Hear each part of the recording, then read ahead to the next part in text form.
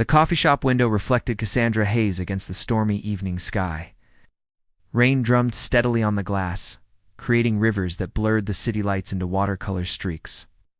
She sat alone at a corner table, her camera bag beside her, staring at the divorce papers she had finally signed that afternoon.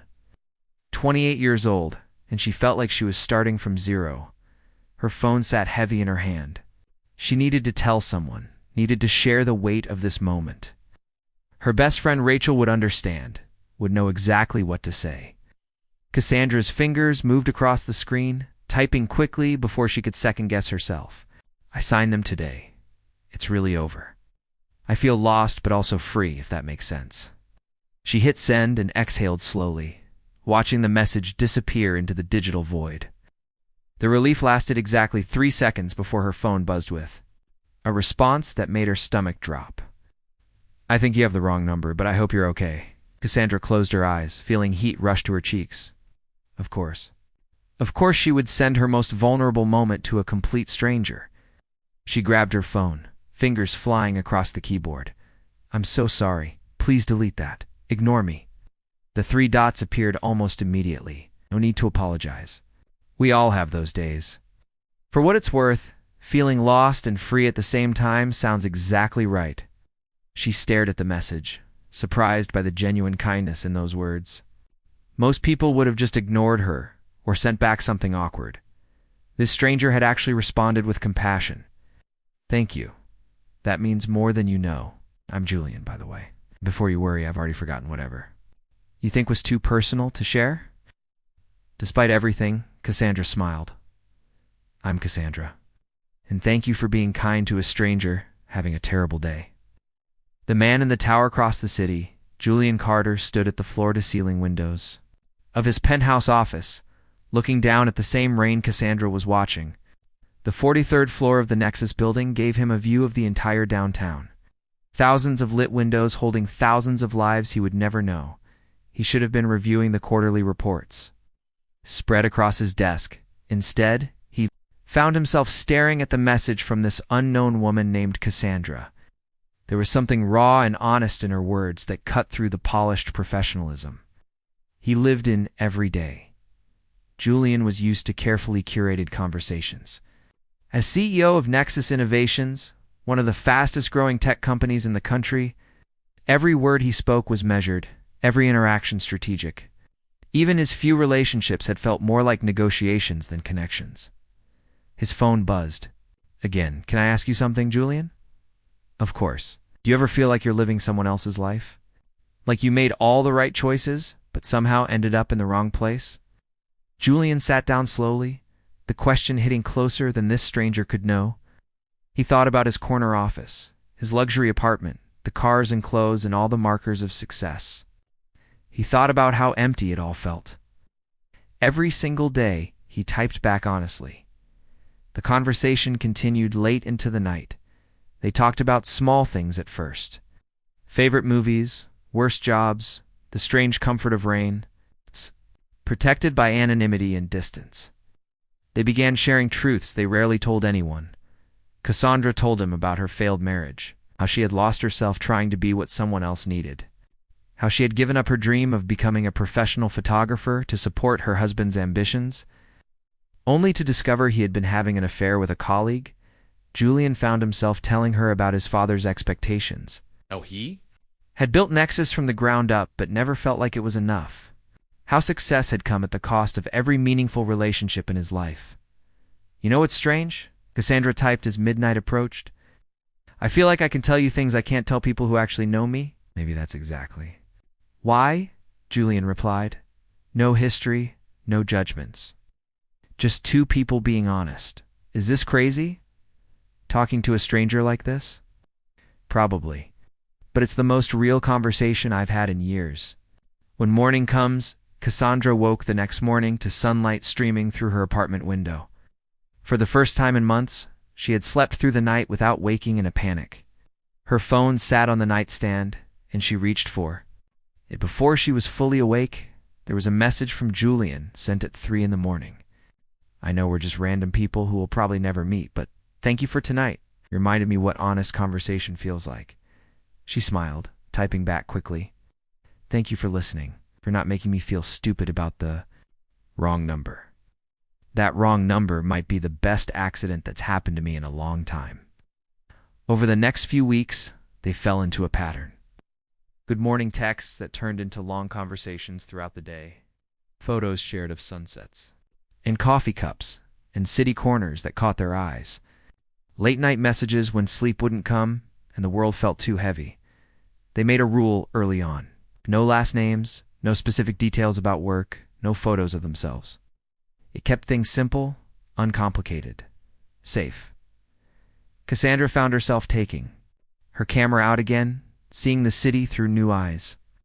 She photographed strangers on street corners, rain on windows, the way light fell through autumn leaves. Each image felt like a small reclamation of who she used to be. Julian started leaving his office before midnight. He took walks through the city, noticing things he had stopped seeing years ago. The flower vendor on the corner who always smiled. The old bookstore with its dusty windows. It's the way the city transformed in the rain. I got a photography job today. Cassandra texted one evening. Corporate event next week. It's not glamorous, but it pays. That's wonderful. You should be proud. I am. Scared, but proud. The best things always are. Neither of them knew that the corporate event was the annual Nexus Innovations Gala. Neither of them could have guessed that in 7 days their carefully separate worlds would collide in the most unexpected way. They were just two people finding comfort and connection, proof that sometimes the wrong number leads to exactly the right person. The city lights glowed against the night sky, and in 2 different corners of it, Cassandra and Julian smiled at their phones, grateful for an accident that had become the most honest thing in their lives. Cassandra stood outside the Grand Metropolitan Hotel, adjusting the strap of her camera bag with nervous fingers. The building rose above her like a glass cathedral, its windows blazing with golden light. Luxury cars pulled up to the entrance. In a steady stream, depositing elegantly dressed guests who moved through the doors as if they owned the world. She had photographed weddings and small events before, but nothing like this. The Nexus Innovations annual gala was the kind of event that made headlines. Tech industry leaders, investors, celebrities. The photography agency had called it a huge opportunity, and Cassandra knew she should feel grateful. Instead, she felt terrified. Her phone buzzed in her pocket. Julian, how's your day going? She smiled despite her nerves. About to photograph my first major corporate event. Trying not to throw up from anxiety. You'll be amazing. Just remember, they're all just people. Probably more nervous than you think. Thank you. I needed that. Text me after. I want to hear how it goes. Cassandra took a deep breath and walked through the doors into a world that sparkled like a dream. Crystal chandeliers cast prisms of light across marble floors. String quartet played softly in the corner. Waiters glided through the crowd, carrying champagne and tiny perfect appetizers. She checked in with the event coordinator, a sharp woman named Victoria who handed her a detailed shot list and strict instructions about staying invisible. Cassandra nodded, gripped her camera, and began to work. Through her lens, the evening transformed.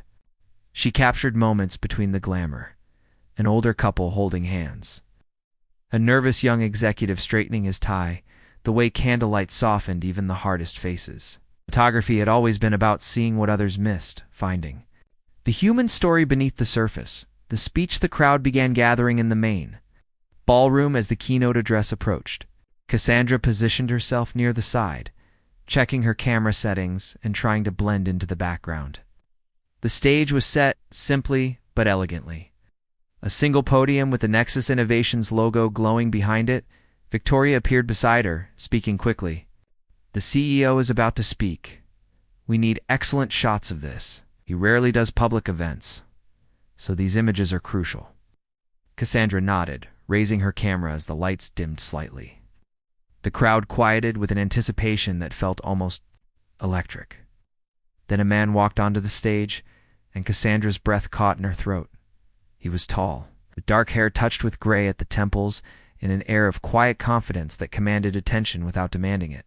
He wore a simple black suit, no flashy accessories, nothing to draw focus from the intelligence in his eyes. When he smiled at the audience, it was genuine but reserved, like someone who had forgotten how to be truly comfortable in crowds. There was something familiar about him that Cassandra could not name, a quality in his presence that resonated somewhere deep in her chest. "Good evening," he began, his voice steady and warm. "Thank you all for being here tonight." Cassandra started shooting, her professional instincts taking over even as something in her mind whispered that she knew this man somehow. Through her lens, she watched him speak about innovation and responsibility, about building technology that served humanity rather than replacing it. His words were thoughtful, lacking the empty corporate speak she had expected. "We live in a world of constant connection," he said, pausing to look across the audience. "Yet somehow, we've never been more disconnected from what matters. Real conversation, honest vulnerability, the courage to be truly seen by another person." Cassandra lowered her camera slightly, caught by the emotion in his voice. He spoke like someone who understood loneliness from the inside. "Recently, someone reminded me what that kind of connection feels like," he continued. "How a simple, honest conversation can change everything. How sometimes the best things in life come from the most unexpected places." The audience applauded as he finished, but Cassandra barely heard it. Her mind was spinning with recognition she could not quite grasp. She had heard words like that before. She had written words like that, as Julian Carter left the stage there. Eyes met for just a moment across the crowded room. The connection was instant and inexplicable, a jolt of recognition that made time stutter. Then he was gone, swept away by assistants and admirers. And Cassandra was left wondering if she had imagined the whole thing. The photograph the rest of the evening passed in a blur. Cassandra photographed dancing couples and networking clusters, champagne toasts and laughter, but her mind kept returning to those few seconds when her eyes had met Julian Carter's, and the world had seemed to shift on its axis. When the event finally ended, she packed her equipment with shaking hands. It was impossible. Had to be impossible.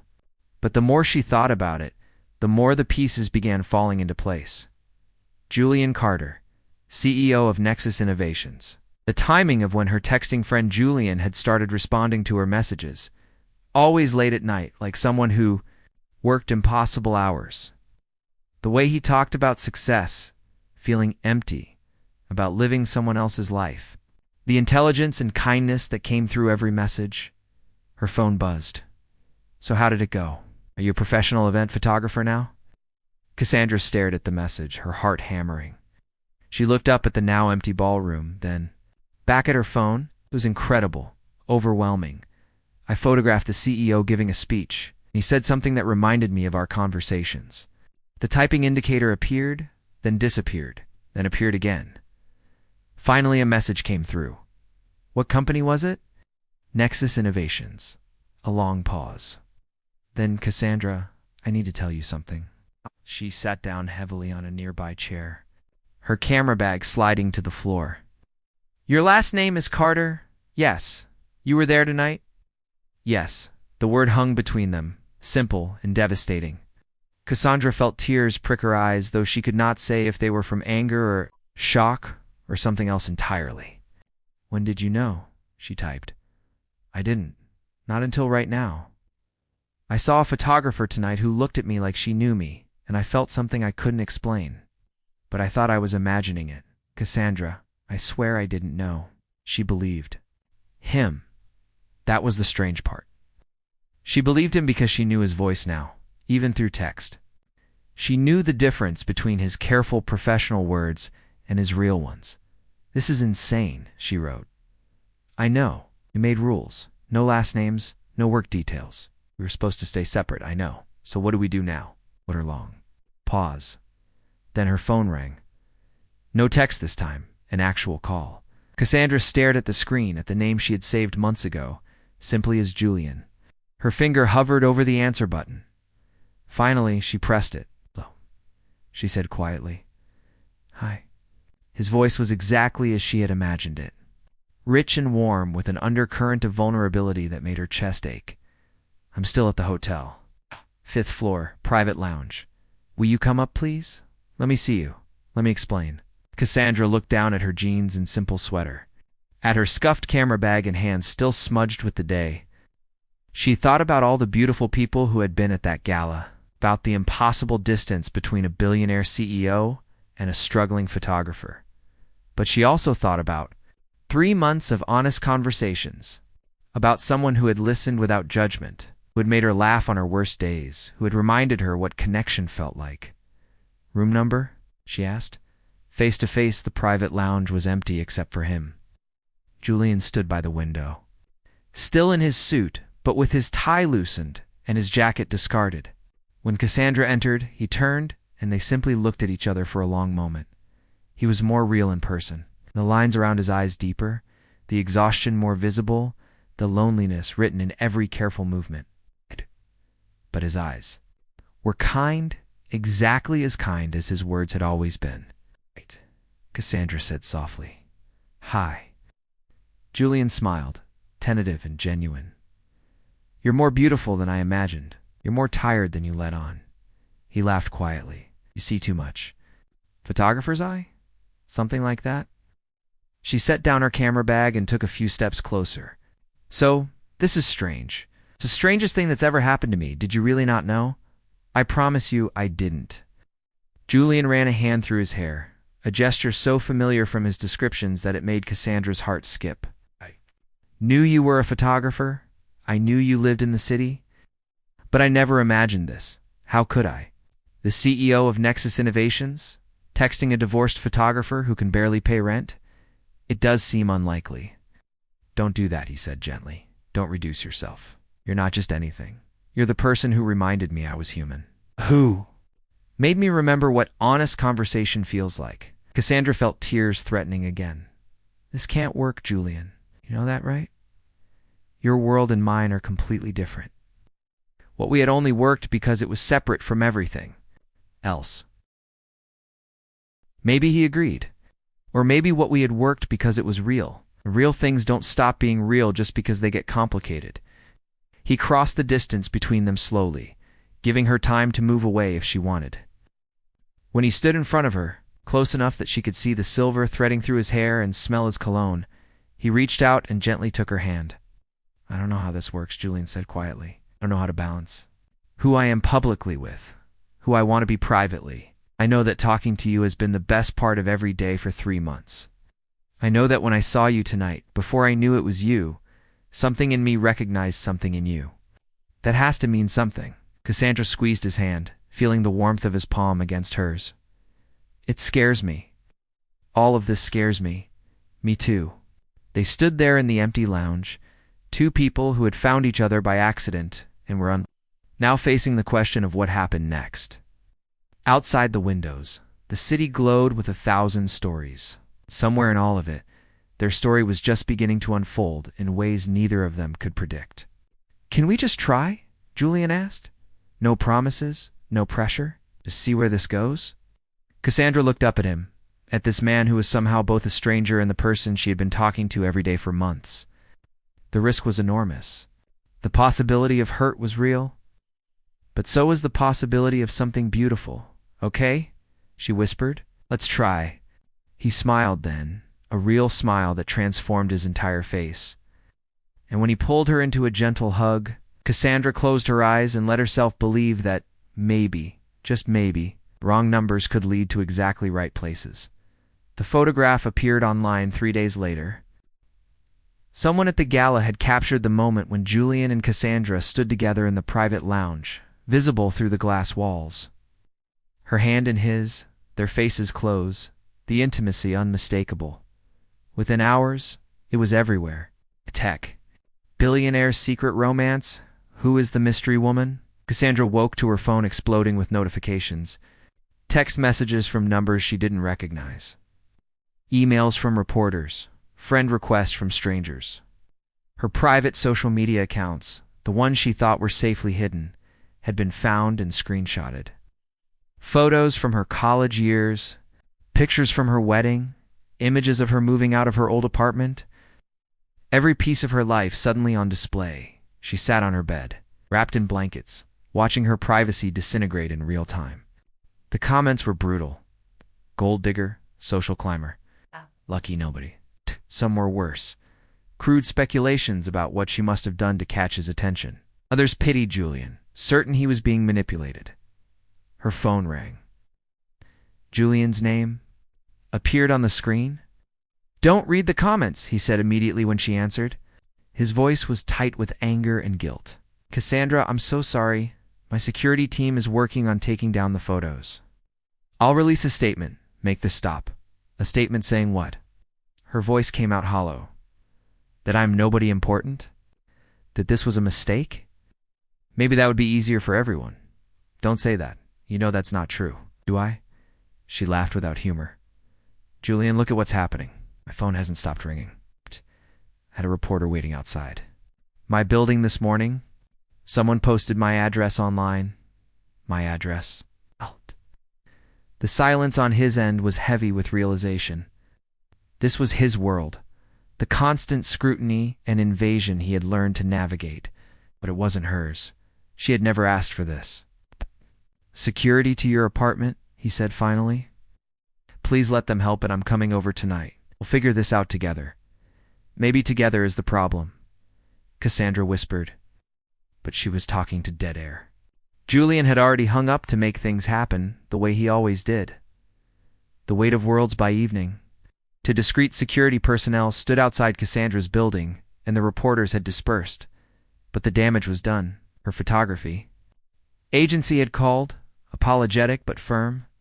The controversy was reflecting badly on their reputation. They would have to let her go. Cassandra sat at her kitchen table, staring at the camera she had finally saved enough money to buy. 3 months of rebuilding her life, of learning to stand on her own, of remembering who she was beyond someone's wife or someone's story. Now she was a headline again, defined entirely by her connection to a man she barely knew in person. The knock on her door came at 8. Julian stood in the hallway, still in his work clothes, but disheveled in a way she had never seen. His tie was gone, his shirt wrinkled, his eyes red-rimmed with exhaustion. "Hi," he said softly. "Hi."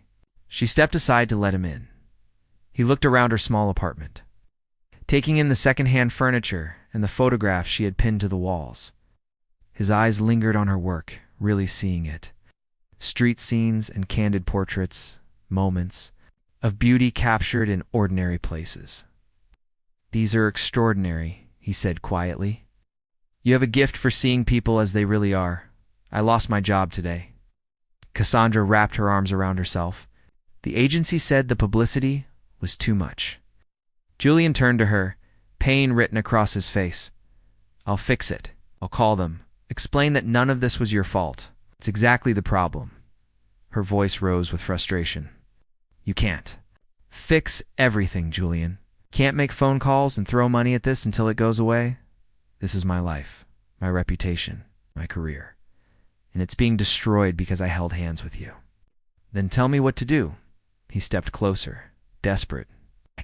"Tell me how to make this right. I don't know if you can." Tears spilled down her cheeks. "We had something beautiful when it was just us. It's just words on a screen and honest conversations.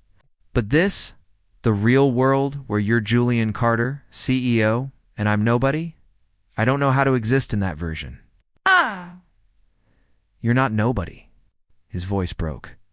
"You're the person who saved me from forgetting what it means to be human. You're the woman who sees beauty in rain-soaked streets and broken things. You're someone who rebuilt her entire life from nothing because you had the courage to walk away from what was killing you. How is any of that nobody?" Cassandra wiped her eyes, looking at this man who seemed to genuinely see her. But seeing wasn't enough.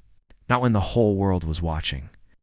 "Your board called an emergency meeting today, didn't they?" she asked quietly. "Because of the publicity?" Julian's silence was answer enough. "They're worried about your image, about what this relationship says about your judgment, about whether you can still lead the company effectively." She shook her head. "I can't be the reason you lose everything you built. What if what I built isn't worth keeping without you?" The words hung between them, raw and honest. Julian moved closer until they stood face to face, close enough that she could see the desperation in his eyes. "I spent 10 years building Nexus," he said softly. 10 years of perfect decisions and strategic moves and becoming exactly who everyone needed me to be, and every single day felt empty. Then I got a text from a wrong number, and for the first time in a decade, I felt alive. Don't ask me to give that up. Don't ask me to go back to that emptiness. I'm not asking you to give up anything. Cassandra's voice shook. I'm asking you to be realistic. We had 3 months of text messages, Julian. 3 months. That's not enough foundation to build a life on, especially not when the whole world is trying to tear us apart. Then give me more time.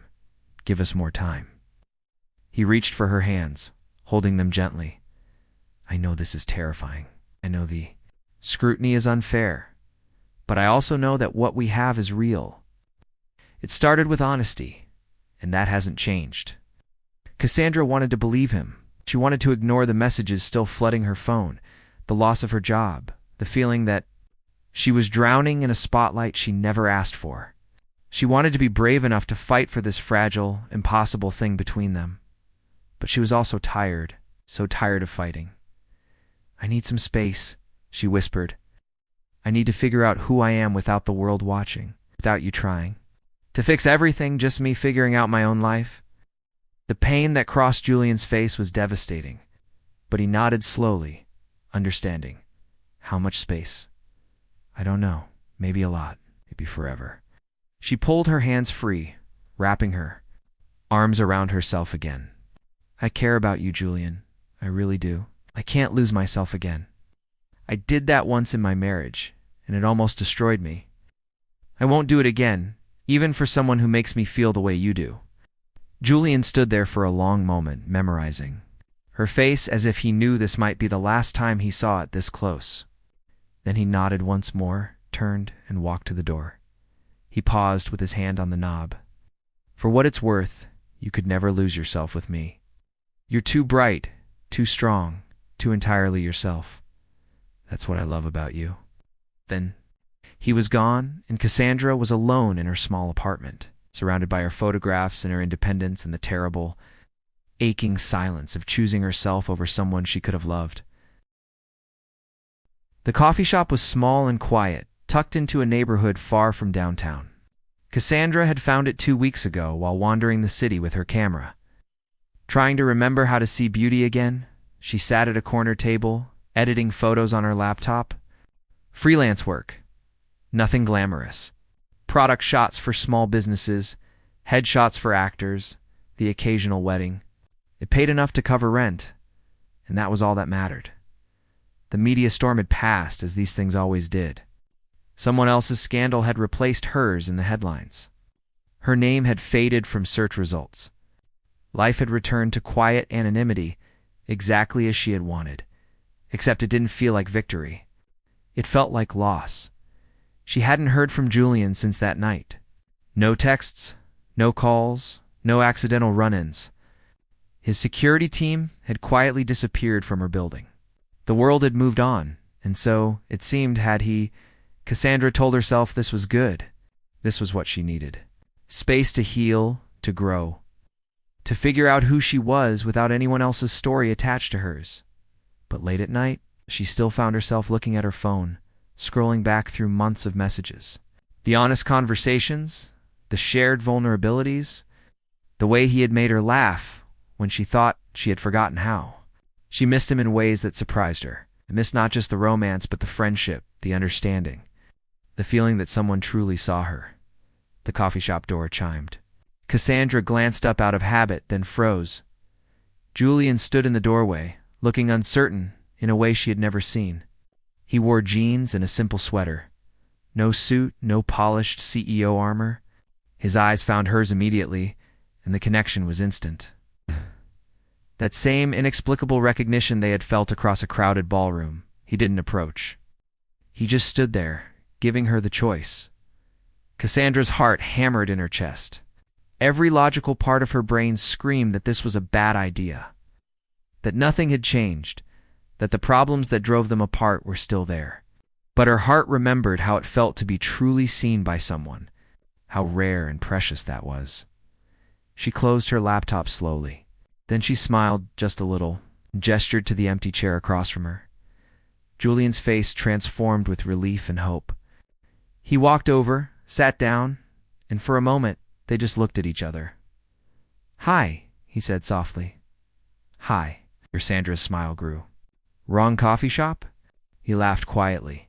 "Actually, I've been coming here every morning for 2 weeks, hoping you'd show up. Turns out you like the afternoon shift. Stalking me, Mr. Carter?" "Hoping," he corrected. "There's a difference."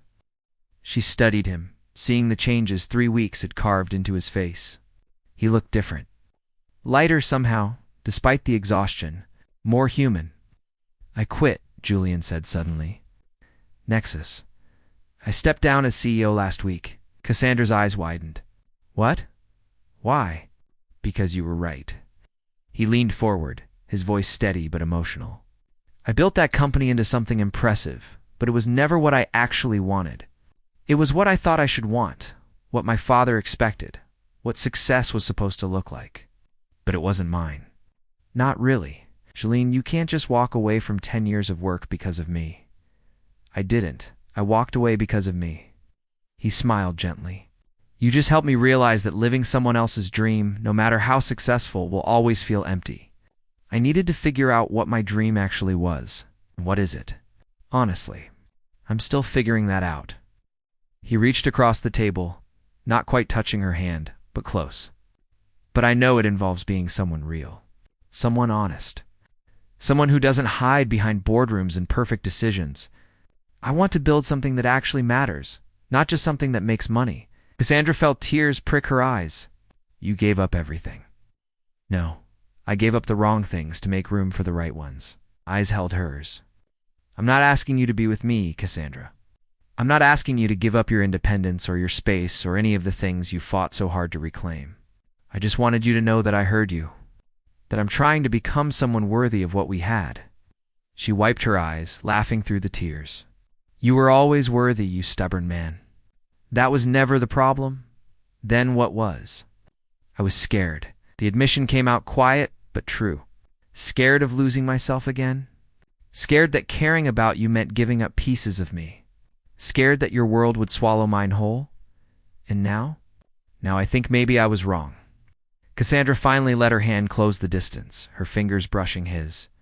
"Maybe 2 people can care about each other without one disappearing. Maybe independence doesn't mean being alone.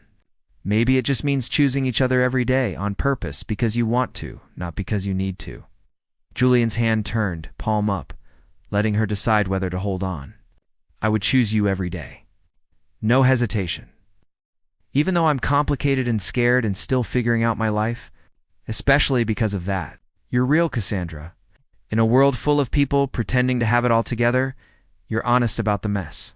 That's not a flaw. That's courage." She laced her fingers through his, feeling the rightness of the connection. 3 months of text messages, 1 disastrous revelation, 3 weeks of silence. And somehow, they had found their way back to this. 2 people choosing honesty over perfection. "What happens now?" she asked. "Now we start over. Properly this time," Julian smiled. "Hi, I'm Julian Carter. Former CEO, current unemployed guy trying to figure out his life. I like long walks in the rain, honest conversations, and women who accidentally text me their deepest feelings."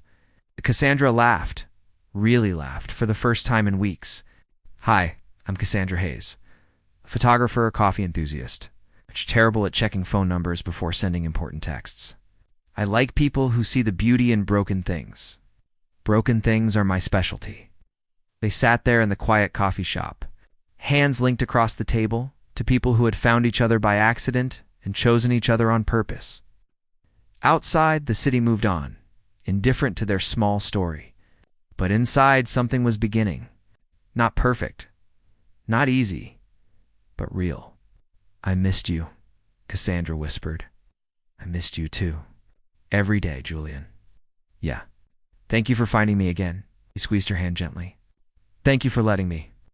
The coffee shop owner brought over 2 cups without being asked, smiling at them like she knew a love story when she saw one.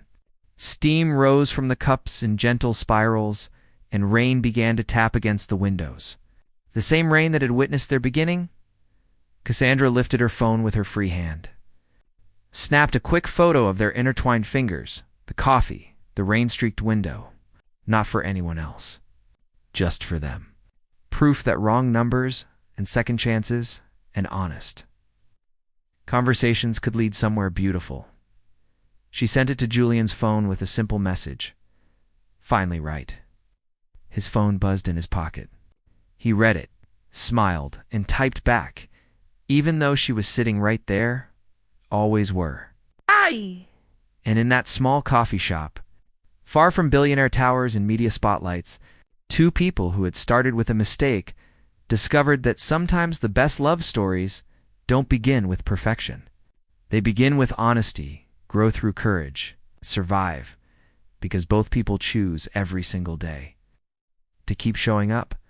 The rain continued to fall, gentle and forgiving, washing the city clean. And somewhere in all of it, a wrong number had led to exactly the right place. The end.